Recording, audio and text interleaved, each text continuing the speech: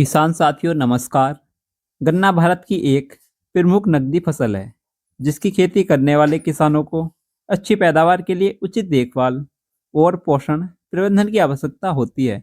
बुआई के बाद पहली खाद का चुनाव गन्ने की वृद्धि और उत्पादकता को सीधे प्रभावित करता है।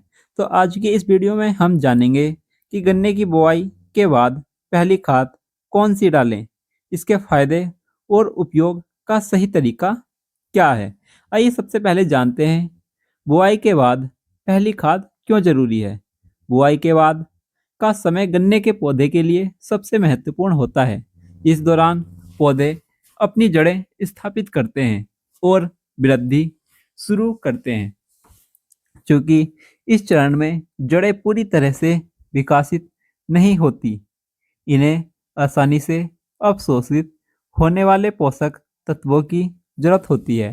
पहली खाद डालने से पौधों को यह पोषण मिलता है, जिससे वे स्वस्थ और मजबूत होकर आगे की वृद्धि के लिए तैयार होते हैं।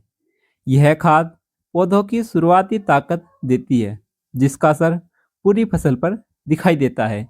आइए अब जानते हैं गन्ने की बुआई के बाद पहली खाद कौन सी डालें। गन्ने की बुआई के 25 से 30 दिन बाद पहली खाद के रूप में हमें नाइट्रोजन युक्त उर्वरक जैसे यूरिया का उपयोग किया जाता है।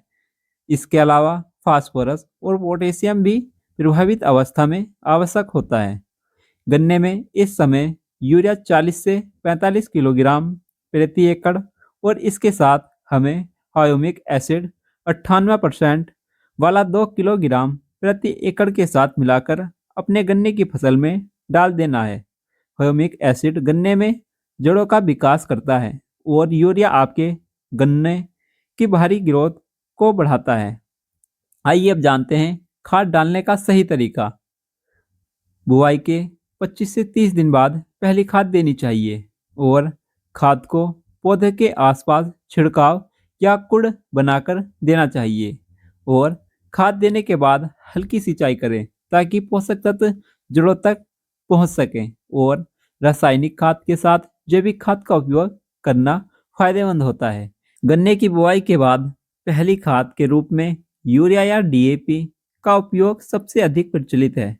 हालांकि मिट्टी की जांच के आधार पर संतुलित एनपीके या जैविक खाद का चुनाव करना बेहतर होता है। सही समय और सही मात्रा में खाद देकर किसान गन्ने की उत्पादकता को काफ़ी बढ़ा सकते हैं। तो किसान भाइयों, आज की इस वीडियो को किसान हित में ज़्यादा से ज़्यादा शेयर करें। नमस्कार किसान भाइयों।